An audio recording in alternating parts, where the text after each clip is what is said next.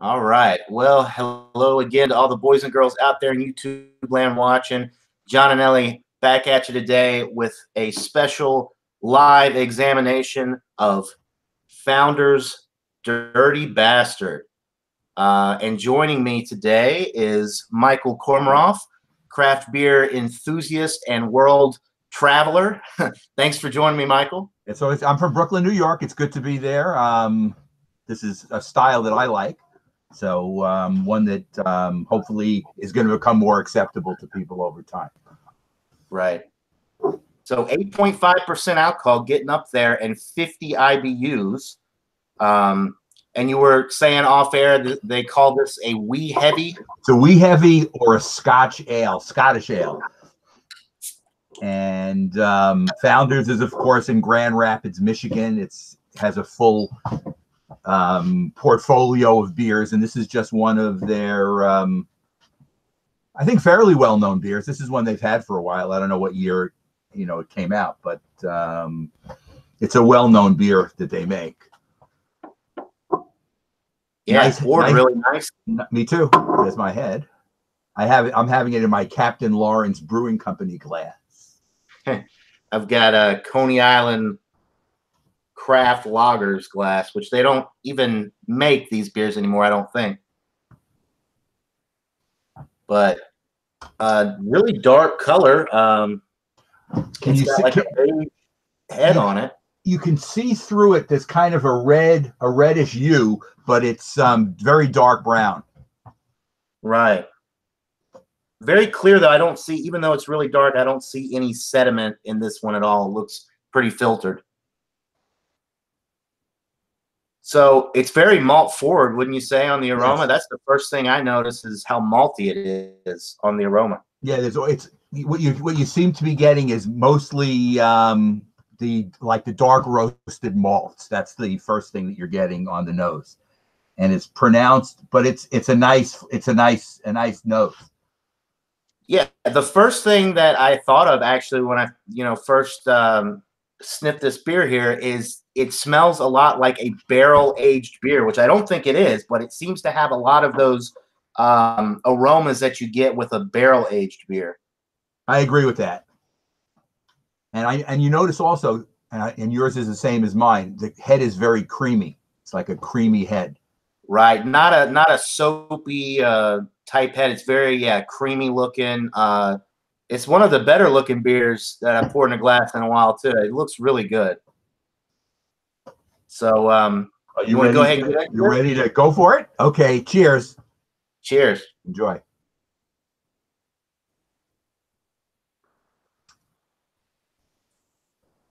Man, this is good. And you cannot taste 8.5%. You don't taste the 8.5%, and you don't really get, or I'm not really picking up on 50 IBUs. Like if you were to tell me that this was a 15 IBU beer, I would be more likely to agree with you than if you told me it was a 50 IBU, because it's not coming through. It does have a little hop bite on the back end to balance it out, but it's so malt forward that I would never guess that it's 50. The malts are controlling the hops, but the hops are there kind of playing with the malts, and they give you that nice finish. Right. Yeah, super clean finish. I find this pretty. It's not really a heavy bodied beer. It's not light. It's more on the medium side. It's medium bodied, but it goes down really easy. I mean, this is a beer to be careful with, because you could sit and have this beer and say to yourself, well, that's good. And then I think by the time you finish, then you may not feel like it's that good anymore, because 8.5 will go to your head for sure. Right. Yeah. Yeah. The malts are the strongest thing you get. Malts in the flavor for sure. Malts. Yeah. Nice roastiness in the middle. I'm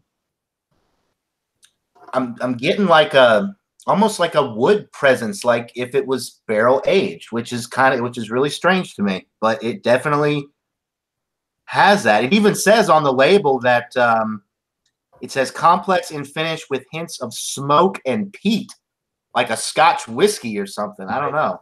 I'm getting the woodiness too. I guess the only thing that says that it's not barrel aged is you really don't have that alcohol vibe that most of the barrel aged beers have. So in other words, in the fact it is 8.5%, so there is alcohol in here, but it really doesn't come through as alcohol. It comes through more in an easygoing, smooth drinking, malt forward beer.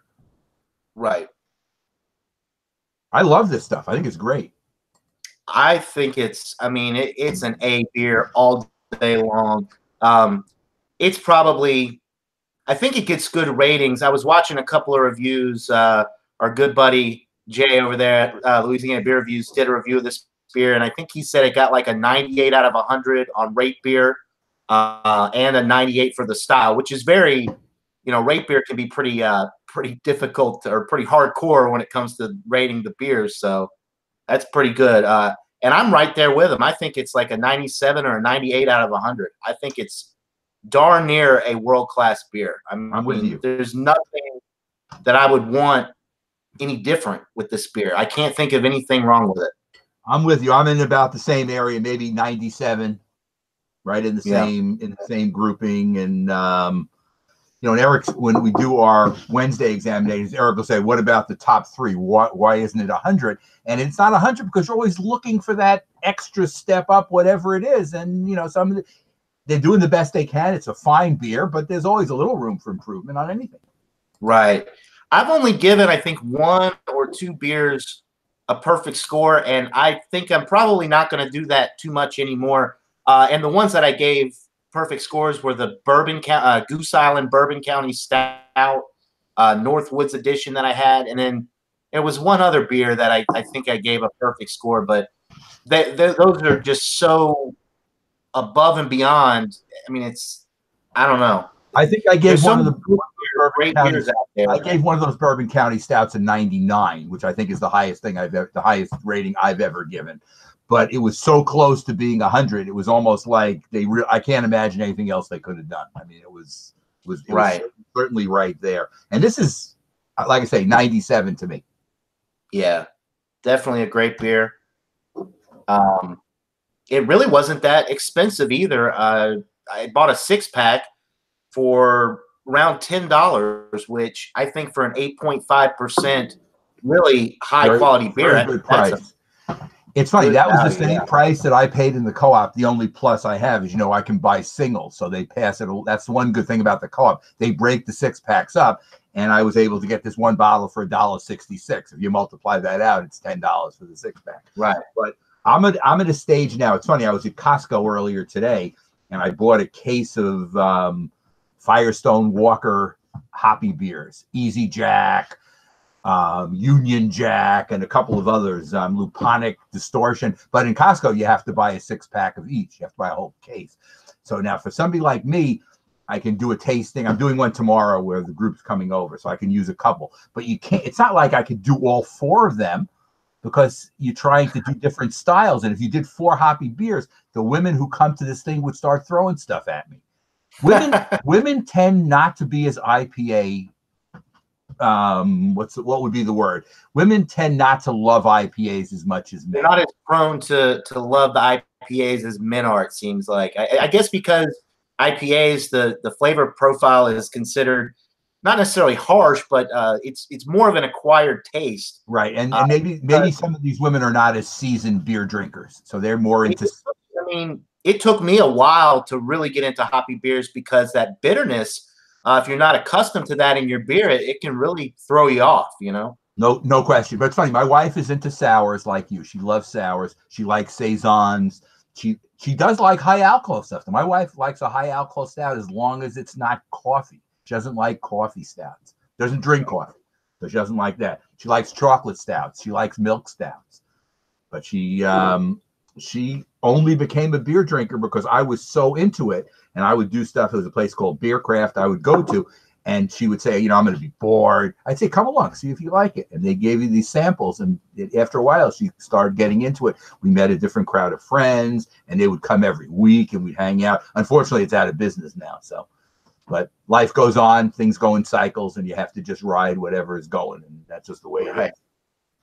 So I'll take a page out of Eric's book here and a little bit about, before we wrap this up, your thoughts about Founders, the company in general, and how do you feel about the beers they're putting out. One interesting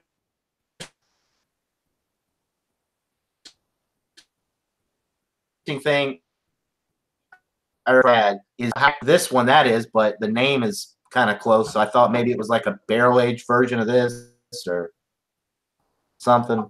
I like Founders. I guess I have a little problem with them on the price point of some of their, like their breakfast stout and like the KBS and some of their other more complicated beers tend to be at a higher price point. Like I was at the Co-op today and they have this still same 2018 KBS individual bottles for $5.55. Now it's more complicated. I can't remember what the alcohol content. It's over 10, might even be 11. But to me, it's a fine beer, and I'm not insulting it. It's just that I don't think it's 3 times as good as this, and that's just my opinion. And right. When you start reaching price points for a 12-ounce beer, and it's, you're talking about $5.55, multiply that out for even a 4-pack, and we're talking $21. That's a lot of money. $22. It's a lot of money. I've bought them. I've had that beer before. I just, I can't. So it seems like, and they remember when they came out with those big bottles of the CBS, the Canadian breakfast stout, they were selling those for $26. Now, I mean, to me, when you're selling a 22-ounce bomber for $26, it's not as good as the bourbon barrel stout. And to me, it's more than a dollar an ounce. I know it's almost like you reach the point they want to make it seem like it's an elixir that nobody else makes anything close to this. There's a lot of competition out there now. It's not like Founders can say, "Hey, we're the only one who does bourbon barrel aged things." And I guess the price point becomes important to me because of all the different styles that I'm willing to try. So I'm trying to get my bang for my buck, so to speak. And I try if I can, and I consider this a bargain beer in comparison with what you're getting, if you think about it. Yeah, it really is. And, talking about the KBS, I think that was the only other beer we were talking about scoring beers. I think that was one of the ones I gave a perfect score. I was really impressed with it. But I paid $5.99 for a 12-ounce bottle like this. Is it really worth that much more? No, because this beer is excellent and it can hold its own. It's not as refined as the KBS, but it's not aged in bourbon barrels for 6 months either, or a year, or however long they do that. But you're still happy that you did try the KBS and invested that money once, because that's okay. But you're not buying 4-packs of it and saving it or anything. I mean, that's right. Oh no, yeah, and it was like a 2-bottle limit per customer per day, which to me was stupid, because if I want to go in there and I got a lot of money, I want to buy it all. You want to spend it and lock it up and save it if that's what you want to do. See, that's one good thing about the Co-op. The Co-op doesn't get burned on any of this stuff, and you could buy as much as you want, because what will ultimately happen, if that stuff sits there, they'll cut the price, and they'll take a little bit of a loss on a bottle or whatever, and it won't kill them. If they lower it to about $3.99, I might buy some of it. But before that, why should I? It's just not worth investing my money. But to give you an idea about Costco with the price difference, I bought this whole case of the Firestone Walker for $20. Think about it. That's $5 a 6-pack. And it's from August, so it's not old hops. We're only talking about a couple of months. It'll be fine. And I'm looking forward to I may even do 2 of them tomorrow. See, it's weird. In this group that I have, you have the females, and there's about 4 of them, and then the 6 males, and most of the males are heavily into IPAs. So it's like if you don't do some IPAs, they get angry, and they start saying weird stuff to me and stuff. You're the one who's doing this, and I mean, I pay for everything. It's not like, people bring beer and stuff, but it's not like I require it. If they don't, I have it. I have stockpile. I'm organizing it. Some people bring, and I give them a slot. They do their stuff, and that's it. And it's a cool thing, because the ones who come with their own beer also show it off too, which gives us a way that the whole group gets to be involved in. It's not just me. Even I try to vary the styles a lot. Like I have a blonde ale in this one tomorrow. I have some IPAs. I was going to do the brown sugar from Lagunitas, which I think you've probably had, but I found out it's 10%. I have to be careful because when you do this over a long-term thing with a lot of beer, even with a lot of people, it will get to you. And you don't want people falling over and stuff. You want to make sure we serve chips and dip and whatever. Right. We want people to eat and we keep filling their water because it's important when you do these bigger beer tastings to have water in between, which cuts the alcohol content. It's very important to drink water as you're drinking when you're doing any kind of volume tasting. Right. You'll have to send me a picture of your lineup tomorrow. I'd be interested. I will, but the one thing you did like the last time, the way we piled the bottles up, because I have like sometimes where I have to do 2 of them on the top level. I think you was somebody, maybe it wasn't you, maybe it was somebody else. They thought that my balancing job was really good because you have to take the picture before they fall. They always fall. I'll take a picture and the next thing, the thing just caves in and whatever.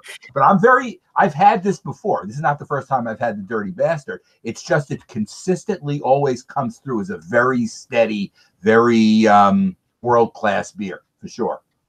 Yeah, definitely. I'm glad that you suggested this one. I'm really surprised it's taken me so long to try it. I've always loved Founders beers, and I think they make great stuff. And most of the time, the price point is pretty reasonable. That's why I give Dogfish Head such a hard time when I review their beers, because their beers are great, but they think very highly of their company, and their price points are typically much higher than even Founders. And I think Founders makes much better beer than Dogfish Head. So how would you speaking in terms of Michigan, how would you compare Bell's to Founders? They're another company in another part of Michigan, which I don't know. Does Bell's get distribution in Georgia? Do you see Bell's? Yeah, I've had their Amber. I've had the Third Coast Ale. I've had the Porter. I've had a few of them.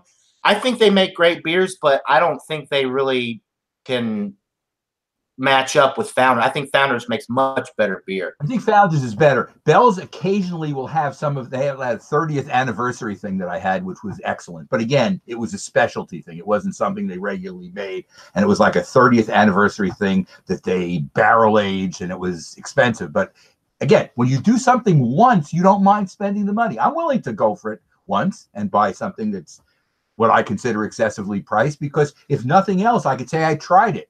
And I don't want to whatever, but I can't see that I could be a regular consumer if I think the company is trying to rip me off. Right. Because there are other examples of this stuff now. It's not like one company does the only barrel aged, whatever. There are hundreds of them now out on the market. Yeah. Did you ever? I was asking you earlier. Did you have the Backwoods Bastard? Have you had that one before? I think I have, and I think I like that as well. Okay. But that was different than this. That was barrel aged, I think, wasn't it? Isn't that barrel aged? I think, if I'm not mistaken, I could be wrong, but I think it's a barrel aged. That could be this beer barrel aged. The Backwards Bastard might be this beer barrel aged, and it was good. But I don't think. See, it's funny when you look at 2 examples, it's hard to compare because barrel aging changes the beer. I actually think I like this one better. The Backwards was good too. Yeah, this one is really just awesome. And the fact that you do get that nice smoky peatiness in it also makes it almost like it has like a Scotch kind of feel to it also. Yeah. And that's why it feels like a barrel-aged beer, but it's not. But the smokiness, the peat that they're talking about, it's all there, which makes you think it's barrel-aged, but it's not, which may be why they can sell it for cheaper, because they're not, letting it sit in these barrels. It's a normal beer they're brewing, but they're creating the characteristics with the hops and the malts, which makes it very positive. Right. I like the label too. Did you look at the label? The label's kind of, is it a lion? What would you say the face is? Or is it a face of a? It's a Scottish guy with a little cap on, making a funny face. Like a scary face, like almost a scary face even. So John, today is Halloween, so this is a good Halloween beer. Yeah, look at that. I know. Scary Scottish man there. I know. It's like he's looking at you and trying to scare you. He's a dirty bastard. That's it. Now, when you've done your alcohol tasting things with Jay, have you ever done Scotch? Yeah, on his channel, not on mine, but yeah, I do the whiskey examinations with him a lot, and we do Scotch. Most of the stuff that we do on his channel though is the cheap budget brand blended Scotch, but I have some higher end stuff that I've had recently, and I love Scotch. I think it's good. I think bourbon whiskey though is probably my favorite. I like style. bourbon too. I have some. I'm trying to think of what the company was. It's a 15-year single malt that I got a really good buy on in a local liquor store. I normally, wouldn't go that extra thing, and then somebody said, "Hey, you only live once. It's okay to have one single malt Scotch thing." And this was 15 years. Most of them are just 10 and 12. This is a little bit better. But for the price point, I think I paid $50 for a fifth of it, so it was a good price. And it's one of the big companies, either Glenlivet or one of those. So yeah, the Glenlivet, I had their 18-year. A couple of weeks ago, I actually posted a review on it, but I bought a small little 50 milliliter glass bottle. It was $6.99 for the glass bottle, so a $7.50. Figure, do the math. It's probably, I don't know, 50, 60 bucks maybe for a 750 mil. So it's pretty high, or middle of the road, I guess, because I've seen 100, 200 bottles of Scotch at the liquor store. Right. But one cool, 18 years, man. I know, that's a long time. One cool thing about living in New York, which maybe it's a little underrated and people don't realize, because it's such a big city, a lot of times these companies do their what would you call it, like a press tour, where they'll come to New York, and I guess they go to Los Angeles and other major cities too, and they'll have like a free single malt Scotch tasting where you come into a central location, you can bring a guest, and you sit around, and they have like this expert up in the front. I've done this several times. I did it with Glenlivet. I did it with another. What's another major Scotch that does single malt with an interesting name? Oh man. Let me open my book here, and I probably I've had a few. There's Glen Moray, there's McClellan's. Those are single malts. You have Dewar's, which is really popular, and Johnny Walker, but they only make blended Scotch, as far as I know. Now, blended Scotch can be really good. Like the top ends of the Johnny Walkers, what are they? Black and blue, and blue label's like a $200 dollar bottle. Right, so that's an expensive one. The black, I think, is like $50 a bottle, kind of thing. And the red, which is their most reasonably priced one, is probably still $30. I mean, I think even the red is like a $35 bottle. Right. Yeah. So, but blended Scotch is good because you're getting the combination of the different years of the different Scotches. The only good thing that I found about single malt, they tend to really be clean. They tend to have that one strong Scotch taste. It depends where it comes from. If it comes from the Highlands, there's a place somewhere where it's more peaty, and I'm not a Scotch expert by any stretch, but I do like Scotch. It's all about the soil. So you got the Highland, the Lowlands, the Isla, and then I think there might be one other one, but it's all dependent on the area that they're getting the soil from, that they burn this peat in the warehouses to impart all of that right, and the water being Scottish water, being clean water that comes from these underground wells, also makes the Scotch better than some of the other. But I agree with you about bourbon. I like bourbon a lot also. Yeah, and bourbon is American whiskey, so whether it's Tennessee mash or Kentucky straight. Is there any bourbon distilled in Georgia that you've seen? Have you seen any of these small distilleries popping up? No, I think there are a couple, but they're like North Georgia, like right at the Tennessee, like up there. I don't think there's any in Atlanta or anywhere near. So closer to Chattanooga. Right, closer to where the big distilleries are, right? Distilleries are, and that's it. Because it's funny, we have distilleries in New York now that make their own vodka, their own gin, and stuff like that. The problem that they have is they can't compete with the major manufacturers, but they try, because they're doing it in small batches. They try to make more money by doing it that way, which is kind of cool. I'm really enjoying this, by the way. I am too. I don't have too much left. It got, it's such a good beer. You just kind of want to guzzle it almost, but you know, you got to be careful with it. For sure, but it goes down so easy, and the alcohol is really muted. Yeah. So for anybody out there watching, Founders Dirty Bastard is a winner, and you should definitely go check it out. It's one of the more affordable Founders beers, and for what you're getting, I think it's just an excellent value.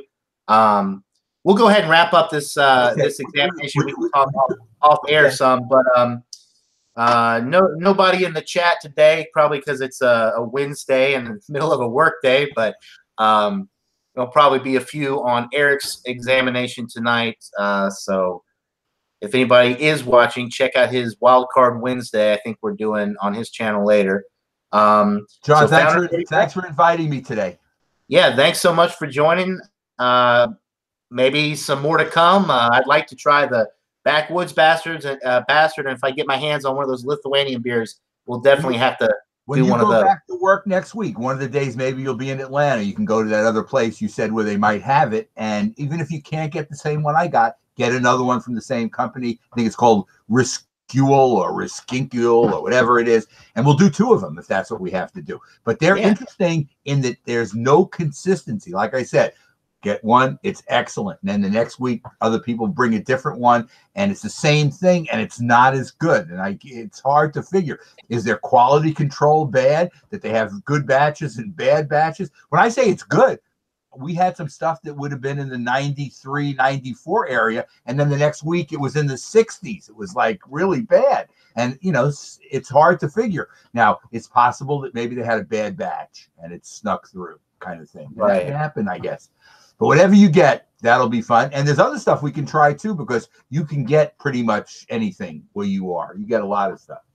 Yeah, I live in a great area, you know, the greater Atlanta area. You in New York, we both get great stuff. So that's I still don't get a lot of the Terrapin stuff here, which I wish I got more. But occasionally we can get some of it. I think you would like Terrapin more than I do. They have a lot of really hoppy beers that are just a little bit too much for me. Kind of the only really hoppy beers that I like super hoppy, I'm talking like in your face, like predominant flavor, is Lagunitas, because the hop varieties that they use always taste super fresh. And even though they are really bitter and out of my comfort zone, I love them because they're so well crafted. But Terrapin, they do a lot of that super hoppy stuff too. But to me, it's not nearly as good as Lagunitas. So if you can get Lagunitas, they're better. Eric wants us to dress up tonight for the. Right. I don't plan on putting on a costume, but anyway. I don't have anything. I would have to go buy something. Somebody might put on a costume because Eric just said it. But I'm just going to be, I'll pick out. I'll probably take one of these Firestone Walker beers and put it in the refrigerator and do one of those tonight, because I haven't had at least one of them I've never had. Right. But if you want to wrap this up, it's been fun, and we'll do another one soon. Yes. So thanks, everybody, for watching. Thank you, Michael, for joining me for this Founders Dirty Bastard examination. And until next time, everybody, cheers.